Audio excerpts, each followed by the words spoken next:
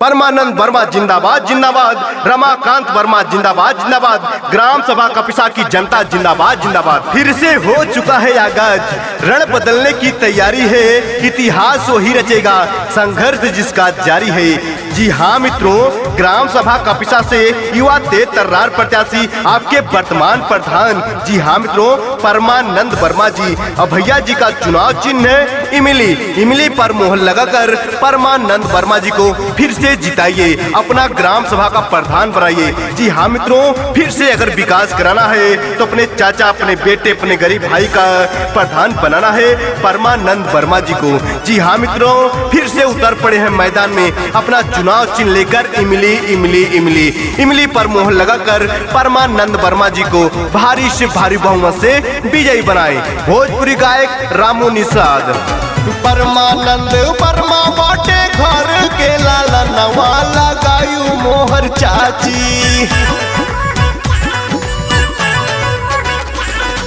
परमानंद वर्मा बाटे घर के लाला नवा लगायू मोहर अम्मा। है इमली बानी सनवा लगायू मोहर चाची। है इमली बानी सनवा लगायो मोहर काका। परमानंद वर्मा बाटे घर के लाला नवा लगायो मोहर चाचा।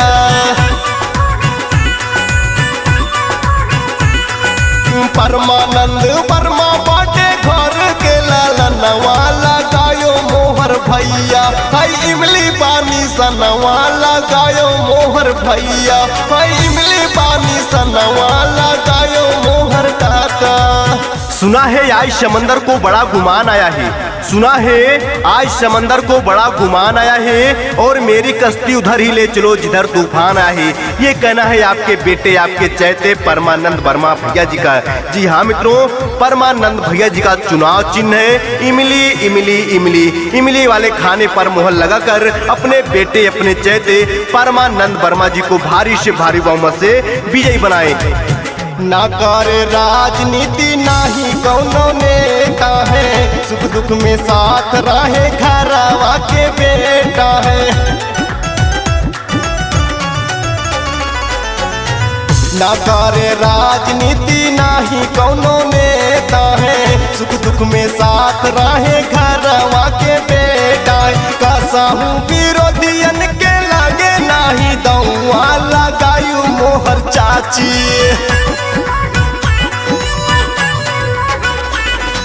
कसहू विरोधियन के लागे नाही दौआ लगायो मोहर भैया। है इमली बानी सनवा लगायो मोहर भैया। है इमली बानी सनवा लगायो मोहर काका।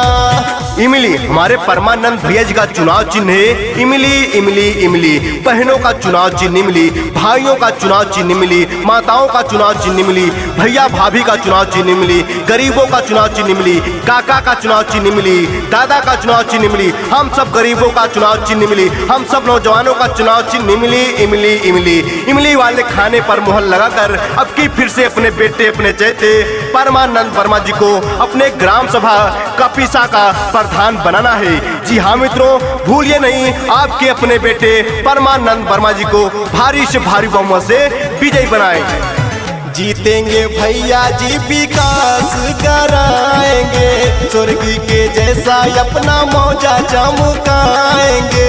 ए चाची यानी भैया जी के ख्याल करिए। जीतेंगे भैया जी, विकास कराएंगे, स्वर्ग के जैसा अपना गांव चमकाएंगे। नामावा बढ़ाए अपने घर के बेटा लगायो मोहर चाचा। नामावा बढ़ाए अपने घर के बेटा लगायो मोहर भैया। है इमली बानी सनवा लगायो मोहर भैया। है इमली बानी सनवा लगायो मोहर काका।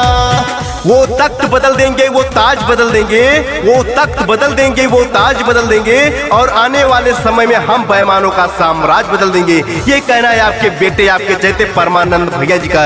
जी हाँ मित्रों, फिर से उतर पड़े हैं मैदान में प्रधानी के चुनाव में। अपना चुनाव चिन्ह लेकर इमली इमली इमली इमली वाले खाने पर मोहर लगाकर परमानंद वर्मा जी को फिर से भारी बहुमत से विजयी बनाए। जी हाँ मित्रों, भूलिए नहीं, आप सभी का चुनाव चिन्ह इमली, गरीबों का चुनाव चिन्ह इमली, हम सब नौजवानों का चुनाव चिन्ह इमली इमली इमली। पोलिंग पे जायो भैया पूरा परिवारी हो, मोहर लगायो भैया इमली बानी सानी हो। पोलिंग पे जायो भैया पूरा परिवारी हो, मोहर लगायो चाचा इमली बानी सानी हो। रमाकांत वर्मा जी को है सबके छुई के पौवा लगायो मोहर चाचा।